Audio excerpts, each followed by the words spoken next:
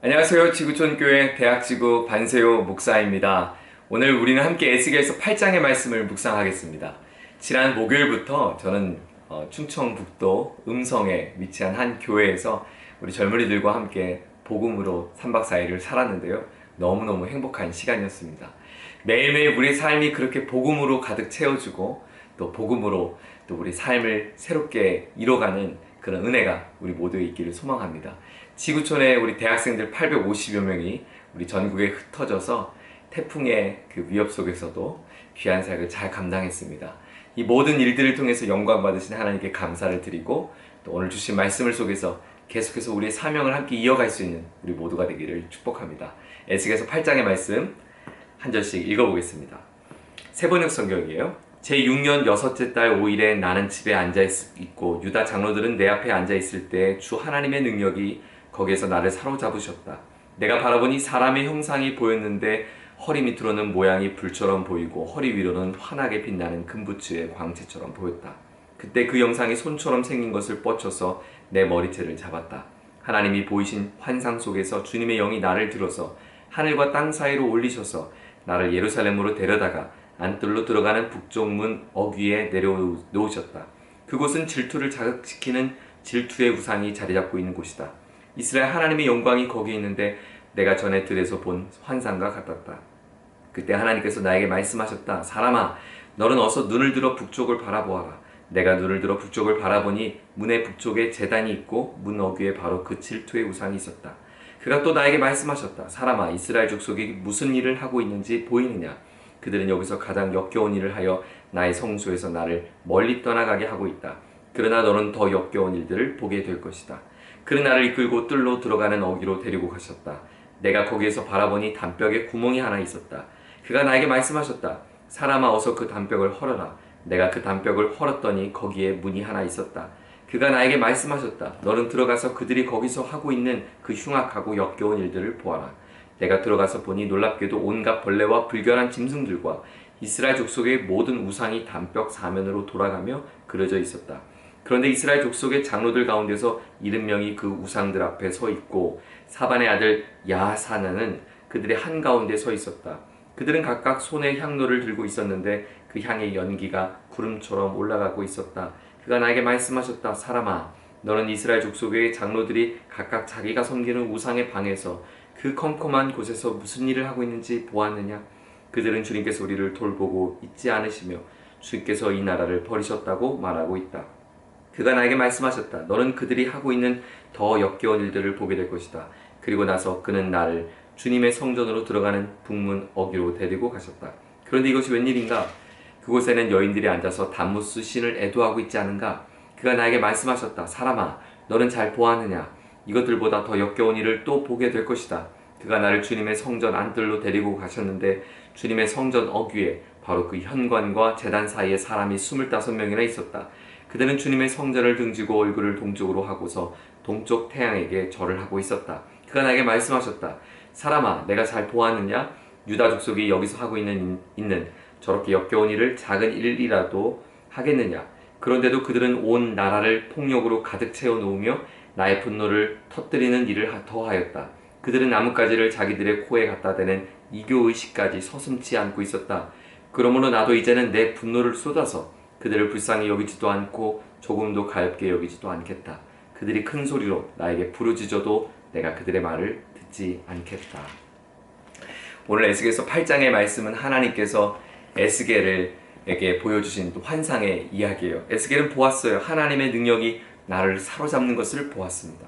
그리고 마치 불처럼 보이고 금부츠의 광채처럼 보이는 사람의 형상처럼 보여지는 하나님을 경험하게 됩니다. 그 하나님께서 에스겔에게 보여준 환상은 무엇인가? 오늘 몇 가지, 한 5가지 정도의 환상의 이야기를 보게 되어지는데요. 장소적인 곳에서 각각이 일어난 일들을 보여주고 있습니다. 먼저 첫 번째는 북쪽문 어귀, 안뜰로 들어가는 북쪽문 어귀에 내려놓으셨다. 네, 성전 바로 문 앞에입니다. 성전에서 이제 진행되어지는 일들을 보게 하시는데 하나님 이렇게 말씀하십니다. 내가 가증한 일을 보게 될 것인데 거기는 질투를 자극시키는 질투의 우상이 자리잡고 있었다. 질투의 우상이 그 성전 안에 자리하고 있습니다. 성전 안을 들여다볼까요? 5절부터입니다. 문의 북쪽에 제단이 있고 문 어귀에 바로 그 질투의 우상이 있었다. 그 성전 문을 들어서자 그 제단 안에 바로 하나님을 예배하는 그곳에 질투의 우상이 있었다라고 말씀합니다. 사랑하는 여러분, 하나님을 예배하는, 하나님을 가장 거룩하고 존귀하고 영광스럽게 들어줘야 할 그의 자리가 바로 다른 우상, 즉 질투의 우상으로 채워져 있는 그 모습을 에스겔을 통해서 보여주셨다는 거예요. 또 한 가지, 이제 그를 데리고 뜰로 들어갑니다. 뜰은 어디냐면 왕궁의 입구로 들어가는 왕궁의 뜰이에요. 그 왕궁의 뜰로 들어가는 그 어귀 입구에 문이 벽이 하나 있었는데, 단벽이 있었는데 하나님께서 그 단벽 사이에 구멍을 내게 하셔서 그 단벽 너머에 있는 일들을 보게 하십니다. 그 단벽 너머에 어떤 일이 있었는가?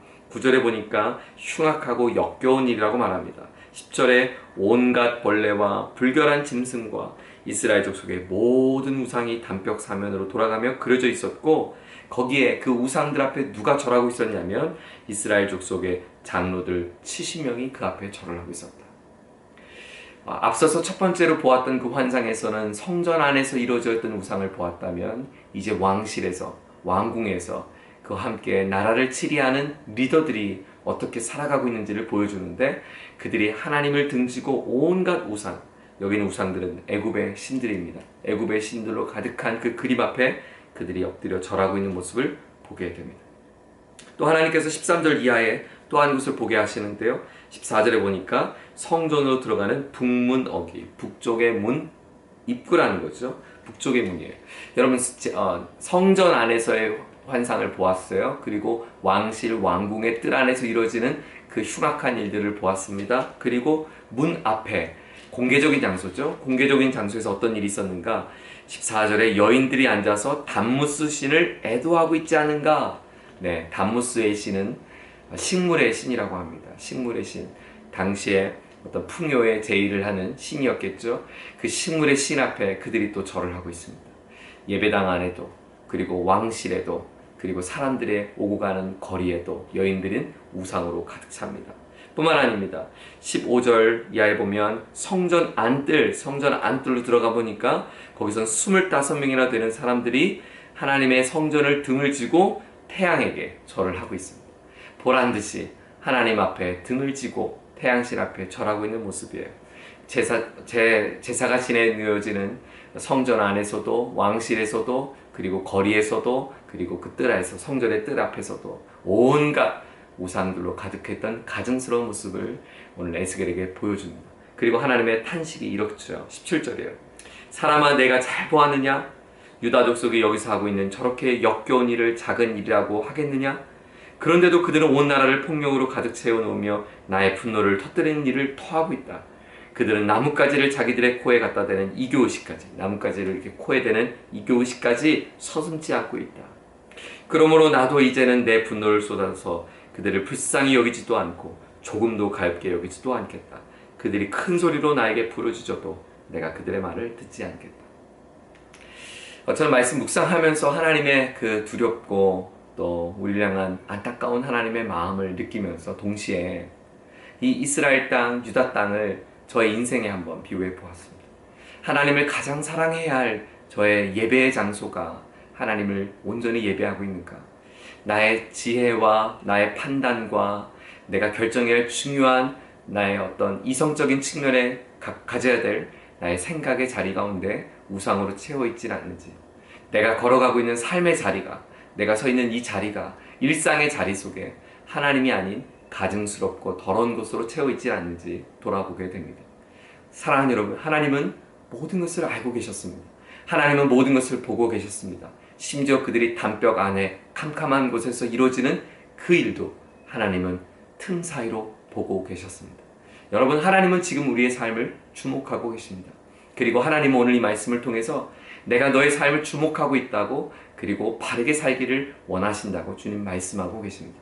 저는 또 한 가지 하나님의 국률에는 때가 있다고 저는 오늘 말씀을 통해서 묵상하게 됩니다. 하나님은 지금 그들의 심판을 미루지 않습니다. 나는 더 이상 참을 수 없다고 주님 말씀하십니다. 하나님의 국률하심, 하나님의 불쌍히 여기심, 그 국률을 받을 때, 은혜를 받을 때 여러분 사모할 수 있길 바라고, 그 하나님의 은혜가 있을 때 하나님 앞에 견고하게 설 수 있는 저와 여러분 되기를 소망합니다. 오늘 하루도 우리의 중심을 주님 앞에 드려서 나의 마음에, 나의 인생에 주님으로 채워지는 우리의 우상들을 제거하는 그런 하루가 되기를 예수님의 이름으로 축복합니다. 하나님 아버지, 성전 안에도 성전 밖에도 왕실에도 사람들이 오고 가는 그 뜰력에도 온갖 사람들의 마음속에는 하나님이 아닌 다른 것으로 허덕이며 가득 채우고 있습니다. 채워도 채워지지 않은 우리의 빈 마음을 엉뚱한 곳으로 채워가고 있는 우리의 어리석은 모습을 돌아보게 됩니다.